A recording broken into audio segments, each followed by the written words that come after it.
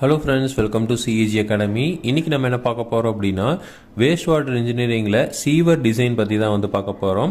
இந்த சீவர் டிசைனில் நம்ம எவ்வளோ குவான்டிட்டி ஆஃப் சீவேஜ் வெளியில் போகுது அப்படிங்கிறத பற்றி தான் பார்க்க போகிறோம். ஸோ கொஸ்டின் பார்த்தீங்க அப்படின்னா, a population of 30,000 is residing in a town having an area of 60 hectares. அந்த டவுனோட ஏரியா 60 hectares இருக்கு. If the average coefficient of runoff is this area is 0.6 and the time of concentration of the design drain is 30 minutes. Calculate the discharge for which the sewer is proposed combined system, make suitable assumption where needed அப்படின்னு சொல்லியிருக்காங்க. அப்போது இது sewer combined system அப்படின்னு கொடுத்துருக்காங்க. So combined system அப்படின்னா நமக்கு சீவேஜும் போகும், அதுலேயே ப்ளஸ் ரெயின் வாட்டரும் அதுலேயே போகிற மாதிரி பிளான் பண்ணுவோம். அதுதான் கம்பைன் சிஸ்டம் சொல்கிறோம். ஸோ இந்தியாவில் நம்ம மேக்ஸிமம் கம்பைன் சிஸ்டம் தான் யூஸ் பண்ணுறோம். நமக்கு ரெண்டு சிஸ்டம் இருக்குது. ஒன்று செப்பரேட் சிஸ்டம், இன்னொன்று கம்பைன் சிஸ்டம். செப்பரேட் சிஸ்டம்ங்கிறது ரெயின் வாட்டர் தனியாகவும் சீவேஜ் தனியாகவும் போகிறது. கம்பைன் சிஸ்டம் அப்படிங்கிறது ரெண்டு கலந்து ஒரே இதில் போகிறது. அப்போது குவான்டிட்டி ஆஃப் வாட்டர் அப்படிங்கிறப்போ நம்ம சீவேஜ் தண்ணியும் போகும், அதுக்கப்புறம் மழை பெய்யறப்போ மழை தண்ணியும் அதில் போகணும். அப்போது நம்ம மேக்ஸிமம் எவ்வளோ குவான்டிட்டி அப்படிங்கிறதுக்கு டிசைன் பண்ணாதான் நம்ம இதுக்கு ரெண்டுக்கும் கரெக்டாக இருக்கும். ஸோ நெக்ஸ்ட் இப்போ இதில் என்ன கொடுத்துருக்காங்க அப்படின்னா, ஃபர்ஸ்ட் பாப்புலேஷன் கொடுத்துருக்காங்க. அப்போ பாப்புலேஷன் 30,000 அப்படின்னு கொடுத்துட்டாங்க. அடுத்தது ஏரியா கொடுத்துருக்காங்க. ஸோ 60 ஹெக்டேர்ஸ்ன்னு கொடுத்துருக்காங்க. அடுத்தது கே கொடுத்துருக்காங்க. இப்போ ரேஷனல் ஃபார்முலாவில் யூஸ் பண்ணுறதுக்காக நம்ம average coefficient runoff K 0.6ன்னு கொடுத்துருக்காங்க. அடுத்தது டிசைன் ரெயினோட டைம் ஆஃப் கான்சன்ட்ரேஷன் டி கொடுத்துருக்காங்க. குச்லிங் ஃபார்முலா யூஸ் பண்ணுவோம். அப்போ டி 30. ஓகேங்களா? ஸோ இவ்வளோ தான் நம்ம கொடுத்துருக்காங்க. இப்போ நம்ம என்ன பண்ணணும் அப்படின்னா, ஃபர்ஸ்ட் எவ்வளோ குவான்டிட்டி ஆஃப் சீவேஜ் கலெக்ட் ஆகுதுங்கிறத பார்த்தலாம். அதுக்கப்புறம் ரெயின் வாட்டரோட அளவு நம்ம ரேஷனல் ஃபார்முலா யூஸ் பண்ணி கண்டுபிடிக்கலாம். So first quantity of water supply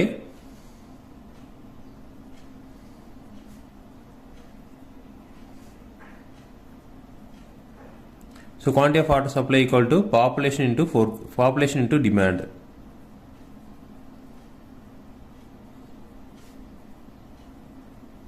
so population into demand சொல்லுவோம். இப்போ பாப்புலேஷன் 30,000 கொடுத்துருக்காங்க. ஸோ டிமாண்ட் நமக்கு எவ்வளவுன்னு தெரியாது. நம்ம நல்லா அசியூம் பண்ண சொல்லியிருக்காங்க. நம்ம அசியூம் பண்ணிக்கலாம். இப்போ ஃபார் எக்ஸாம்பிள் நம்ம அசியூம் எவ்வளோ பண்ணணும் அப்படின்னா 135 லிட்டர்ஸ் நம்ம அசியூம் பண்ணிக்கலாம். மேபி இதுதான் நமக்கு மினிமம் ரெக்குவயர்மெண்ட் அப்படின்னு சொல்கிறாங்க ஒரு பெரிய லார்ஜ் சிட்டிக்கு. ஸோ நம்ம இங்கே கம்மியாக சின்ன டவுன் தான், 30,000 பேர் தான் இருக்காங்க. ஸோ ஒரு 120 லிட்டர்ஸ் அப்படின்னு அசியூம் பண்ணலாம். ஸோ இது பார்த்தீங்க அப்படின்னா நமக்கு இதை சால்வ் பண்ணிங்க அப்படின்னா 36 lakhs வருது. 36 lakhs லிட்டர் பர் டே இருக்கு.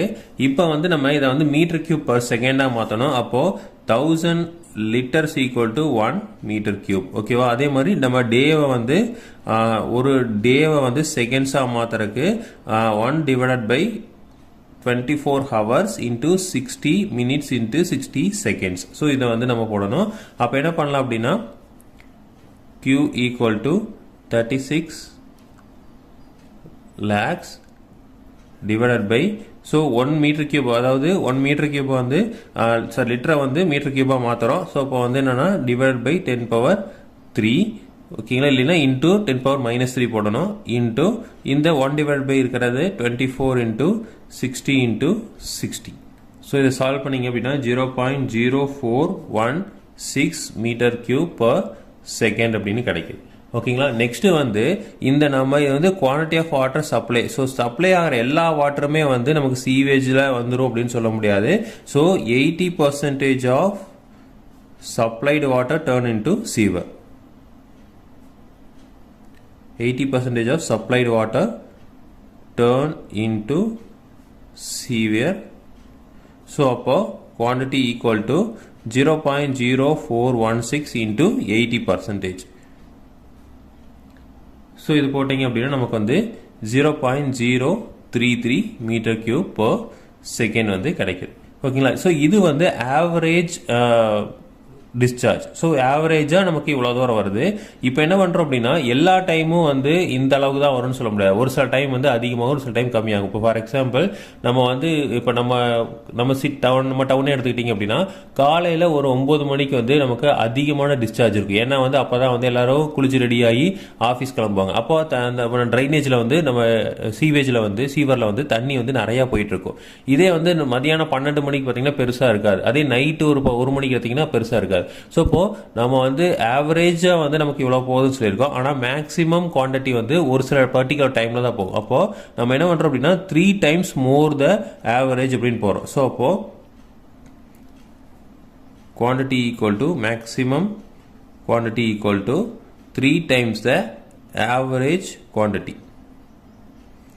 ஸோ அப்போ நமக்கு வந்து மேக்ஸிமம் ஆவரேஜ் டிஸ்சார்ஜ். அப்போ maximum discharge equal to 3 into 0.033 அப்படின்னு போடுறோம். ஸோ இப்போ அது வந்து நமக்கு எவ்வளோ வரும் அப்படின்னா 0.099 வருது. ஸோ இப்போ 0.1 மீட்டர் கியூப் பர் செகண்ட் அப்படின்னு வச்சுக்கிறோம்.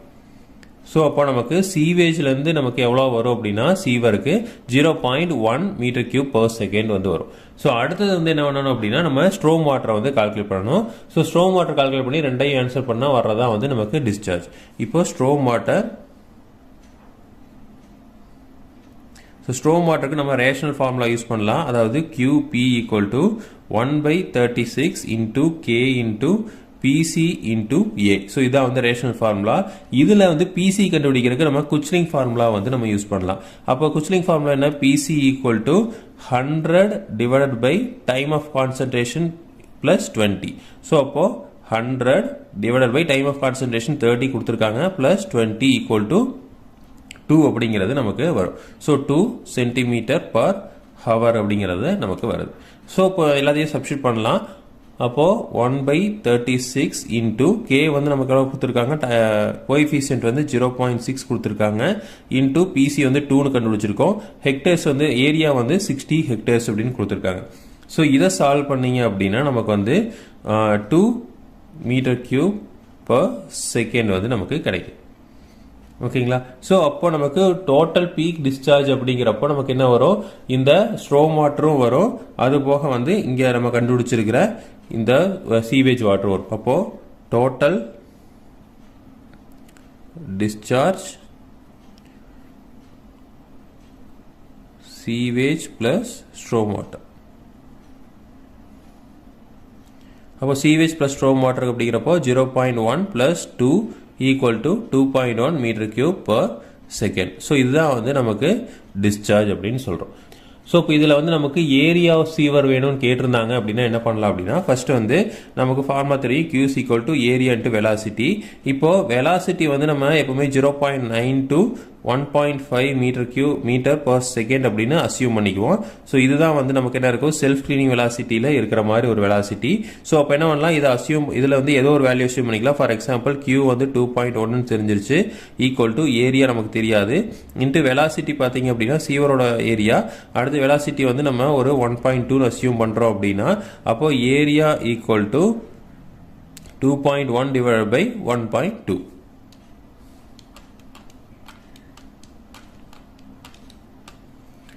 ஸோ இது இப்போ சால்வ் பண்ணிங்கன்னா 1.75 அப்படின்னு வருது. So 75 metre square. ஸோ இப்போ இதை வந்து நம்ம என்ன பண்ணலாம், இப்போ ஏரியா ஈக்குவல் டு இப்போ டயாமீட்டர் வேணும் அப்படின்னா so area equal to π/4 into D square.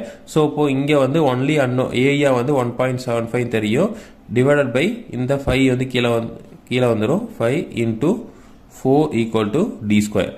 ஓகேங்களா? இதை சால்வ் பண்ணால் only unknown is D square. So D, so அந்த டி வந்து நமக்கு கிடைச்சிரும். ஸோ இப்போ நம்ம கொஸ்டினில் வந்து அது கேட்கல, ஸோ வெறும் வந்து டிஸ்சார்ஜ் மட்டும் தான் கேட்டிருக்காங்க. ஒருவேளை வந்து நமக்கு டைமென்ஷனும் வேணும், சீவரோட டைமென்ஷனும் வேணும்னா இந்த மாதிரி வந்து கால்குலேட் பண்ணிக்கலாம். ஸோ இப்படி தான் வந்து கம்பைன்ட் சிஸ்டமோட சீவரை வந்து டிசைன் பண்ணணும். ஸோ இதே மாதிரி இன்ஃபர்மேஷன் உங்களுக்கு தொடர்ந்து வேணும் அப்படின்னு எங்கள் சேனலை சப்ஸ்கிரைப் பண்ணுங்கள். தேங்க்யூ.